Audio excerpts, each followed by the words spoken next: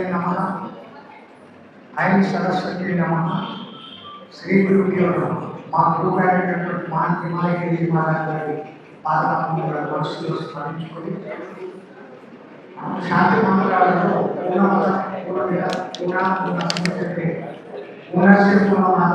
పూర్ణమేవ అవశిష్యతే శాంతి మంత్రం. పరమాత్ముడు సర్వపూర్ణుడు. ఉపాధి పొందేదాకా జీవాత్మాన్ని పిలువబడే మనం అసంపూర్ణుడు. ఈ అసంపూర్ణత్వం నుంచి మళ్ళీ ఆ పూర్ణత్వంలోకి పోవాలనేది మానవ యత్నం. ఆ యత్నంలో జీవాత్మగా వచ్చి పూర్ణాత్మగా ఒక స్థిమితమైన స్థాయికి నిలబడిపోయిన మహానుభావుడు మహాకాల బాబాయ్. ఆయన స్థితిలో ఎప్పుడో మనం తెలియకపోయినా రోజు అనుకున్నాం. ఆ రోజు ఆ మహానుభావుని స్మరణ చేసుకుంటున్నాం.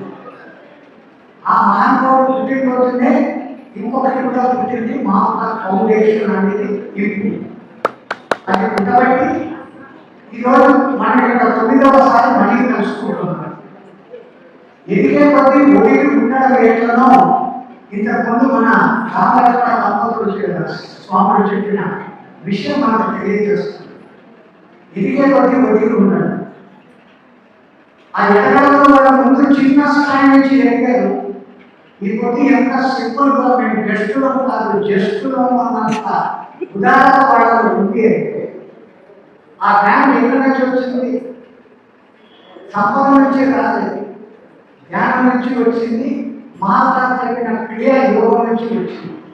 వీళ్ళు వృత్తిపరంగా కనపడేది వేరే, ప్రవృత్తి పరంగా లోపల వేరే. ఆ ప్రవృత్తి పరంగా వాళ్ళు 2 సాధనలు ఎక్కడే కాదు ఏ సాధనైనా పట్టుబడి చేస్తూ ఉండడం బట్టి దాంట్లో సులభమైన 2 మార్గాలు. ఒకటి క్రియాయోగం, దానికన్నా ఇంకా సింప్లిఫై చేయబడిందని శాస్త్రీయ ధ్యాస అనబడేది మా పత్రిక ధ్యాస.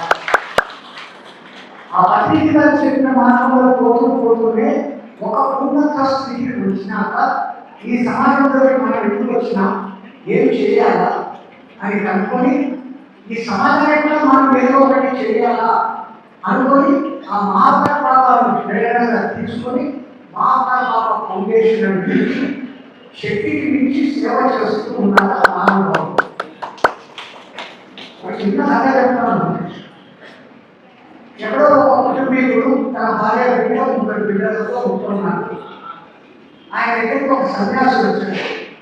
అబ్బా ఏం తేజస్సు ఇది, నాకు ఎలాగైనా మీలాంటి జ్ఞానం ఉంటుంది అని నేను చెప్తే దాని ఏమంటున్నాయినా నాతో పాటు ఇప్పుడే హిమాలయాలుగా నిన్ను నా అంత జ్ఞానం చేసేస్తాను. అమ్మ ఇప్పుడే ఎట్లా వచ్చేది, పిల్లలు చిన్నవాడు స్వామి అని. సరే తర్వాత వస్తాను. కొంతకాలం అయింది, పిల్లలు పెద్దోళ్ళు అయ్యారు. ఒకనైనా పెద్దోళ్ళు అయినాక వాళ్ళు ఇంకా నాతో పాటు వచ్చి చేయాలి. ఇప్పుడే ఎట్లా వాళ్ళ పెళ్ళిళ్ళు రాలేదు స్వామి అని. మళ్ళీ వచ్చారు స్వామి, ఇప్పుడు వాళ్ళ పెళ్ళి లేదు, కొంచెం మనవాళ్ళతో చూసినాక వస్తాను స్వామి. మనవాళ్ళు కూడా వచ్చారు. ఏమైనా అన్ని అనుభవించారు, సంపాదించారు. కొడుకులు పెద్దవాళ్ళైనారు, జ్ఞానులైనారు, పిల్లలు మనవాళ్ళు ఉంటారు. ఇప్పుడన్నా రా అన్నారు. నేను చాలా చోట్ల సంపదలు అప్పు ఇచ్చున్నాను, అవన్నీ వసూలు వస్తాను స్వామి. సన్యాసి పోయింది. మళ్ళీ సన్యాసి వచ్చేసరికి మీ కాలం తీరిపోయింది, మీరు చేసి ఎలా అవుతుంది.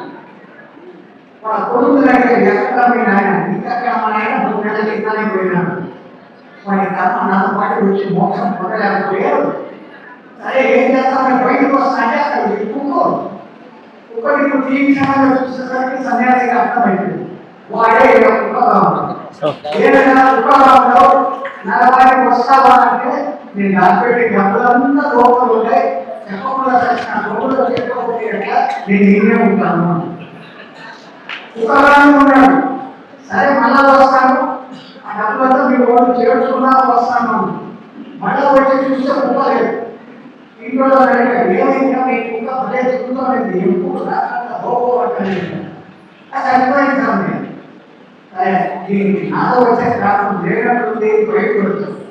బయటకు వస్తే అసలు చెట్టు దగ్గర కుక్కలైన పాము రూపంలో ఉన్నాడు. రాత్రంతా ఇంటి చుట్టూ రౌండ్ పోతున్నాడు. ఇల్లు ఇల్లు ఇల్లు ఇంకా వచ్చేటప్పుడు లేడు అని ఇక్కడ పోయి ఏరా మీకు ప్రాణభయం లేదా పాములు తాగి దాన్ని కొట్టేయండి వాళ్ళే కొడుకులు మనవాళ్ళే కథలు తీసుకుని టప టప కొట్టాలంటే అప్పుడు వీడి గుర్తొచ్చింది కోసం అని చెప్పి నేను కుక్కలెక్కి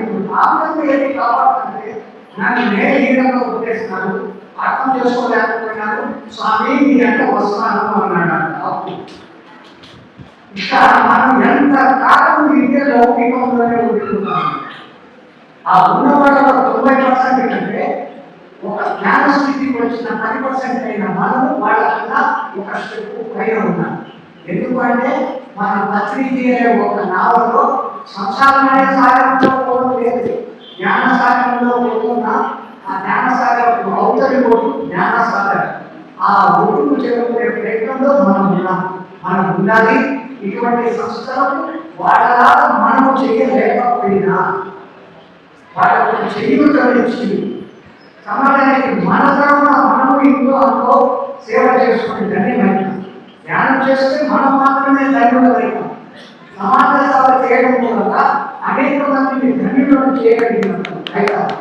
వాళ్ళ ఇన్స్పిరేషన్ ఇప్పుడు ఇక్కడ మీకు కనపడుతున్న లక్ష్మణరావు గారు ధ్యానం ఒకటే చేయకుండా ఆఖరికి మహాప్రస్థానానికి ఎంతో సేవ చేస్తున్నారు గుప్తంగా వీళ్ళు ఎన్నో ధార్మిక సంస్థలకు దాన ధర్మాలు చేస్తున్నారు ఆ ఇన్స్పిరేషన్ ఎక్కడి నుంచి వస్తుంది ఒక్కొక్కరు చేస్తున్నది చూస్తున్నాం నా మటుకు నేను ధ్యానం చేసుకుని తరించిపోతామన్నది కాదు మన లక్ష్యం మన ఒక్కరే తరించకుండా మన చుట్టూ ఉన్న వాళ్ళను కూడా తరింపు చేయాలి ఆ తరింపు చేసేదానికి ఇక్కడ వాళ్ళు ఒక్కొక్కరు ఒక్కొక్క మార్గం ఎన్నుకున్నారు మీరు కూడా ఒక మార్గం ఎన్నుకుంది మీ మార్గం ఎన్నుకోలేని పక్షంలో చేస్తున్న వాళ్ళకు చేయుత అందించండి ఈ సంస్థ 9వ వార్షికోత్సవం కాదు 28వ వార్షికోత్సవం కూడా జరుపుకోవాలి మనస్ఫూర్తిగా కోరుకుంటూ సమయం ఎక్కువ లేదు ఇంకా అనేక మంది మాట్లాడేది లోపల పెంపుని అంటూ ఉంటుంది అందరికీ ఆవాదాలు కూడా ఉంటాయి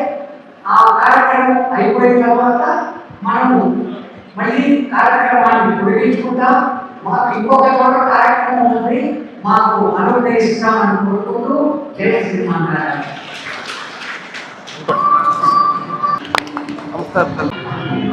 మీ సభ్యులు రండి గురుగారు చూడండి ఓకే ఓకే వద్దు పాలు వద్దు